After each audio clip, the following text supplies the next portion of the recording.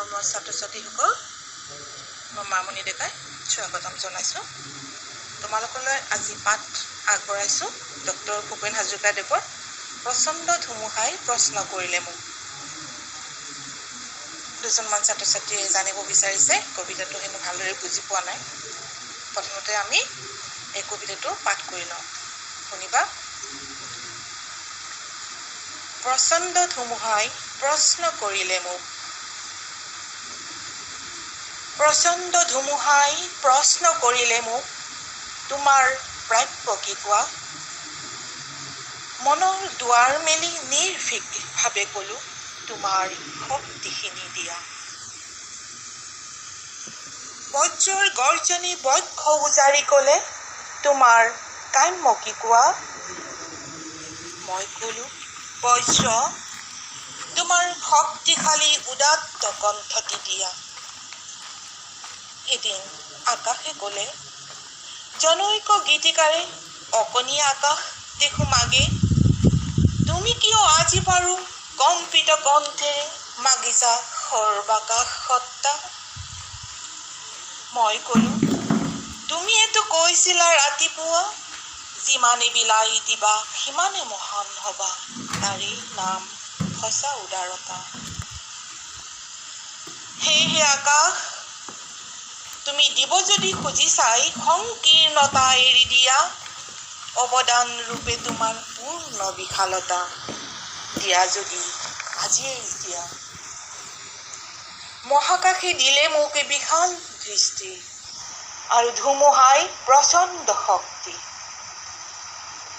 বজ্ৰই দিলে মোক উদাত্ত কণ্ঠ, আৰু দিলে সাহসৰ যুক্তি। বজ্ৰৰ কণ্ঠেৰে ধুমুহাৰ শক্তিৰে গীত গাই কপাম দিগন্ত, দানৱৰ সমাজতো গাম মানৱৰ গীত, কলিজাৰ সঁচা সুৰসিক্ত।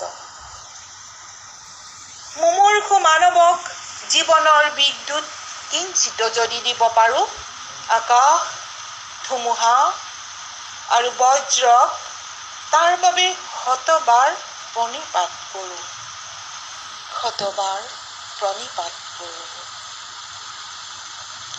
ডক্টৰ ভূপেন হাজৰিকাদেৱে এই কবিতাটো 1963 চনতে লিখা কবিতা। তেওঁ এই কবিতাটোৰ মাজেৰে তেওঁ বুজাব বিচাৰিছে যে তেওঁ প্ৰকৃতিৰ উপাদানৰ পৰাই সাহস বিচাৰিছে। আমি কিহৰ বাবে জীয়াই আছোঁ, আমি কাৰ বাবে জীয়াই আছোঁ, আমি ক'ৰ পৰা পাইছোঁ জীয়াই থাকিবলৈ শক্তি? আমি প্ৰকৃতিৰ পৰাই জীয়াই থাকিবলৈ শক্তি পাইছোঁ, আৰু সেই প্ৰকৃতিৰ পৰাই আমি শক্তি পাইছোঁ। আমি কেতিয়াও অকলশৰীয়া নহয়, ইজনে সিজনৰ পৰিপূৰক। গতিকে ভূপেন হাজৰিকাদেৱে এই প্ৰকৃতিৰ পৰাই বিচাৰিছে, তেওঁ সাহস বিচাৰিছে। সেয়েহে তেওঁ এয়া প্ৰকৃতিৰ লগত হোৱা এটি কথোপকথন এই কবিতাটোৰ মাজেৰে। প্ৰচণ্ড ধুমুহাই কবিক প্ৰশ্ন কৰিছে, তোমাৰ কি প্ৰাপ্য কোৱা, তোমাৰ প্ৰাপ্য কি কোৱা? তেতিয়া তেওঁ প্ৰকৃতিৰ উপাদানৰ পৰাই সাহস বিচাৰিছে, আৰু সেই সাহস লৈ তেওঁ গীতৰ মাজেৰে পৃথিৱীক কঁপাই তুলিব যাতে পাৰে, সেই ধুমুহাৰ পৰাই তেওঁ কি বিচাৰিছে? শক্তি বিচাৰিছে। এই কবিতাটো তেওঁ ভূপেন হাজৰিকাদেৱৰ অতি ল'ৰা ছোৱালী সাধাৰণতে বুজিয়ে নাপায়। এই অলপ জটিল কবিতাটো তোমালোকৰ পাঠত দিছে, খুবেই মনোযোগেৰে শুনিলে বা ভালদৰে হৃদয়ংগম কৰিব পাৰিলে, বুজি পাৰিলে সঁচাকৈ বৰ সুন্দৰ কবিতা। তোমালোকে মূল ভাৱখিনি থুলমূলকৈ জানিলে গোটেইখিনি লিখিব পাৰিবা। কিন্তু তোমালোকে মূল ভাৱ লিখিব লাগিলে তোমালোকে কেনেকৈ লিখিব লাগিব? কবিতাটোত কবিৰ প্ৰকৃতিৰ লগত হোৱা কথোপকথনৰ ভাৱানুভূতি, প্ৰতীক, চিত্ৰকল্পৰ গভীৰ সমাহাৰ ঘটিছে। আচলতে মানুহ কি প্ৰকৃতিৰ শক্তিৰ দ্বাৰা পৰিচালিত। পৃথিৱীত এনে কিছুমান মানুহ আছে, ধৰা নিচতা, স্বাৰ্থপৰতা, যি সমাজৰ বাবে ক্ষতিকাৰক। সেয়েহে এই কবিতাটোত মানৱপ্ৰেমী কবি ডক্টৰ ভূপেন হাজৰিকাদেৱে তেওঁৰ প্ৰকৃতিৰ উপাদানৰ পৰা কি বিচাৰিছে? সাহস বিচাৰিছে। আৰু সেই সাহস লৈ তেওঁ গীতৰ মাজেৰে যাতে পৃথিৱী কঁপাব পাৰে তাৰে কামনা কৰি তেওঁ ধুমুহাৰ পৰা শক্তি বিচাৰিছে।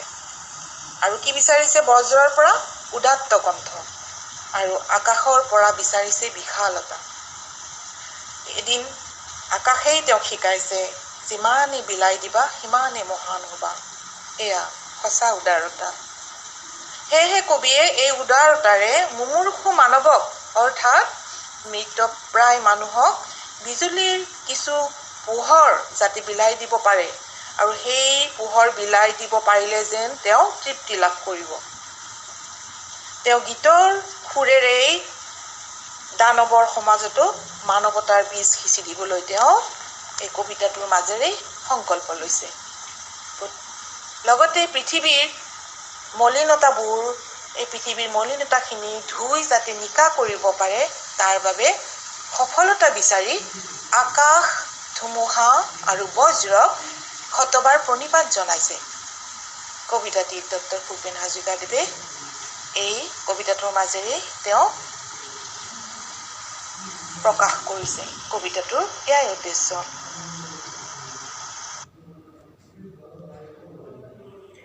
মৰমৰ ছাত্ৰীসকল, আমি পাঠটো পঢ়াৰ আগতে কবিজনা বা লিখকজনৰ পৰিচয় আমি জানিবই লাগিব। আমি ভূপেন হাজৰিকাৰ বিষয়ে সকলোৱে জানেই।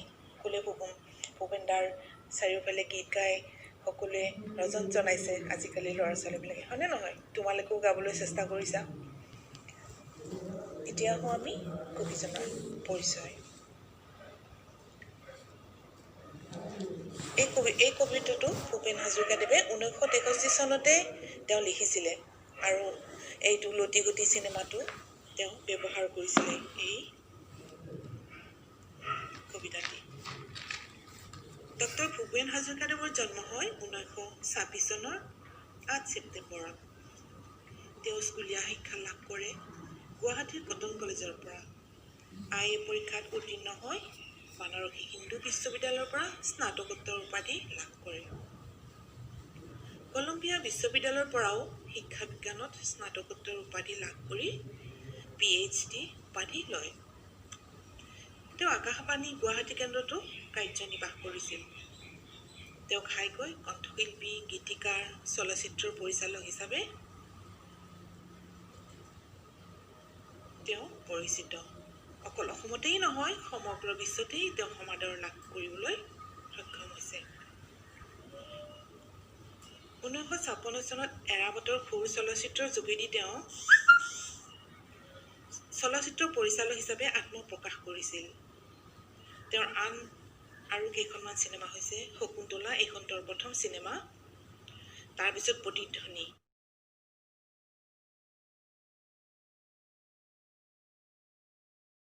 আছিলে।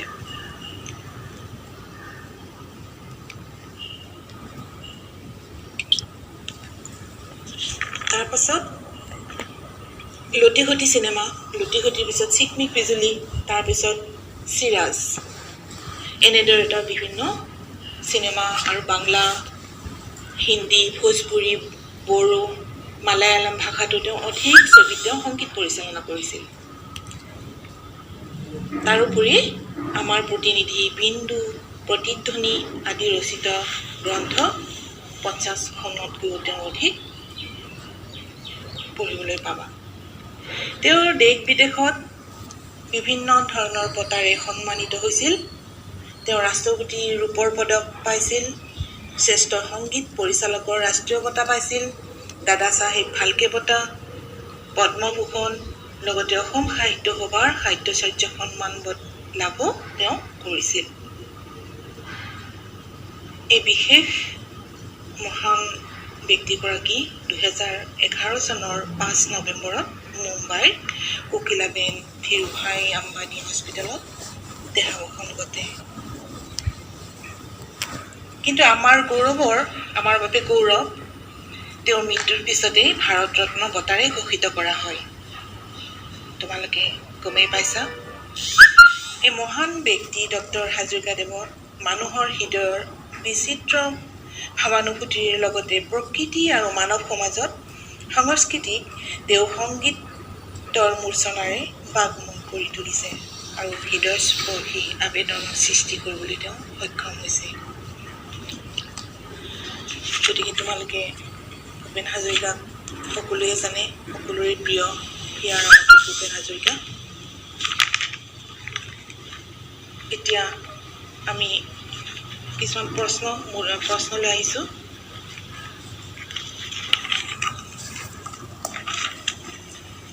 তোমালোকে কবিতাটোৰ যিবিলাক অৰ্থ আছে, শব্দ অৰ্থ, সেইবিলাকো জানিব লাগিব। শব্দ অৰ্থবিলাক নাজানিলে অলপ অসুবিধা হয় আৰু লেচনটো ভালদৰে নপঢ়িলে অলপ অসুবিধা হয়। গতিকে তোমালোকক মই চমু প্ৰশ্ন তেনেকৈ দিবলৈ চেষ্টা কৰিম। তোমালোকে এতিয়া চমু প্ৰশ্ন উত্তৰ মন দি শুনিবা। মুমূৰ্ষু মানৱক জীৱনৰ বিদ্যুৎ কিঞ্চিত যদি দিব পাৰোঁ, ইয়াত বিদ্যুৎ শব্দটোৱে কি বুজাইছে? ইয়াত বিদ্যুৎ শব্দটোৱে পোহৰ বুজাইছে, অৰ্থাৎ জীৱন আলোকময় কৰাৰ কথা বুজাইছে। কবিয়ে মুমূৰ্ষু মানুহৰ জীৱনটো যাতে পোহৰাই তুলিবলৈ পাৰে তাৰেই ইচ্ছা প্ৰকাশ কৰিছে।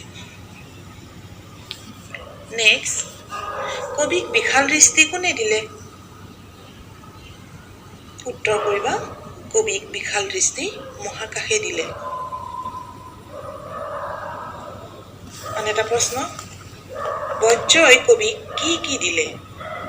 বজ্ৰই কবিক উদাত্ত কণ্ঠ আৰু সাহস আনি দিলে।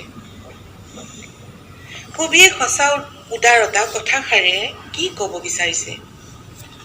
কবিয়ে সঁচা উদাৰতা এই কথাষাৰেৰে স্বাৰ্থহীন দানৱৰ কথা ক'ব বিচাৰিছে। স্বাৰ্থহীন দানৱ অৰ্থাৎ যিসকলে নিস্বাৰ্থভাৱে দান কৰে সেয়াই সঁচা উদাৰতা, নিস্বাৰ্থ হৈছে সেয়াই। কিন্তু কবিয়ে সঁচা উদাৰতা কথাষাৰেৰে কি ক'ব বিচাৰিছে? কবিয়ে সঁচা উদাৰতা এই কথাষাৰেৰে স্বাৰ্থৰ কথা ক'ব বিচাৰিছে।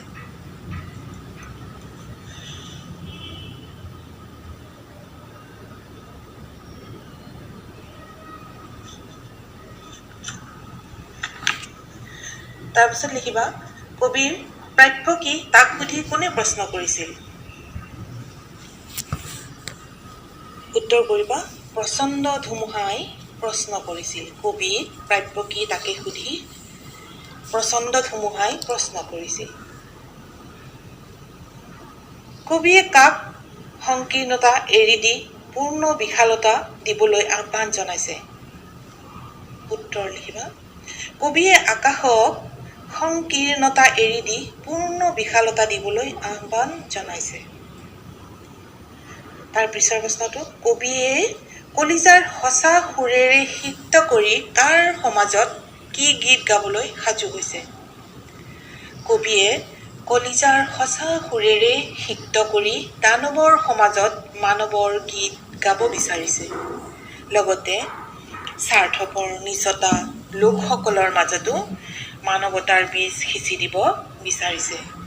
লগতে নিপীড়িত মুমূৰ্ষু মানুহৰ মাজতো অলপ পোহৰ অৰ্থাৎ জ্যোতি বিলাই দি তেওঁ সমাজত এনেদৰে মানৱতাৰ গীত গাবলৈ সাজু হৈছে।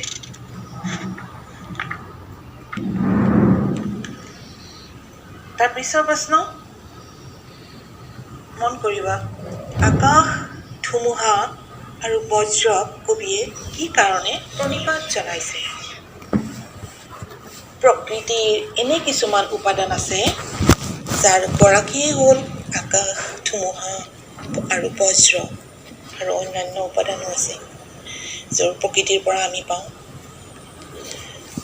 গতিকে কবিয়ে সমাজত মানৱতা সিঁচিবলৈ এই উপাদানবোৰেৰেই হৈছে আকাশ, ধুমুহা, বজ্ৰ। এই উপাদানবোৰৰ পৰা তেওঁ বিচাৰিছে কি? আকাশৰ পৰা বিশালতা, ধুমুহাৰ পৰা প্ৰচণ্ড শক্তি, বজ্ৰৰ পৰা উদাত্ত কণ্ঠ আৰু সাহস, আৰু এই সাহস লৈ এইবোৰেৰে দানৱীয় সমাজত মানৱীয়তা সিঁচিবলৈ প্ৰয়াস কৰিছে। এই প্ৰকৃতি প্ৰদত্ত শক্তিসমূহ প্ৰদান কৰি কবিৰ মনৰ ইচ্ছা পূৰণ অৰ্থাৎ পূৰ্ণ কৰাৰ বাবে আকাশ, ধুমুহা আৰু বজ্ৰপাতক প্ৰণিপাত জনাইছে।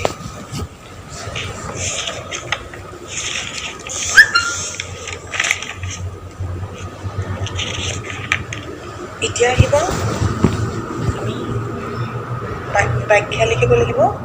এই ব্যাখ্যাখিনি তোমালোকে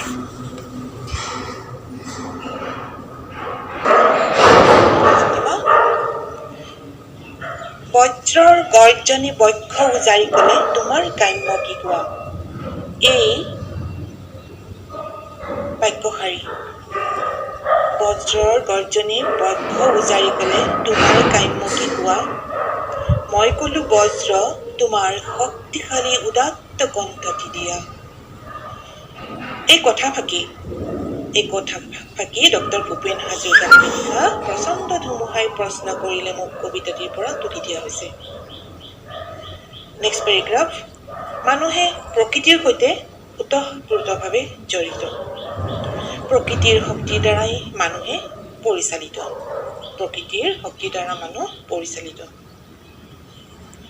সেয়েহে বজ্ৰই যেন বুকু উজাৰি কবিক কৈছে, তুমি কি কামনা কৰা, তোমাৰ কাম্য কি।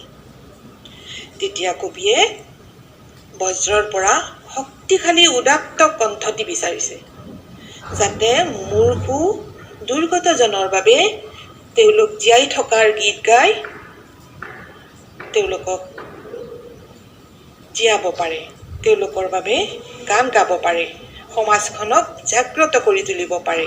এয়াই তেওঁৰ কামনা। আন এটা ব্যাখ্যা লিখিবা, বুজি পাইছানে?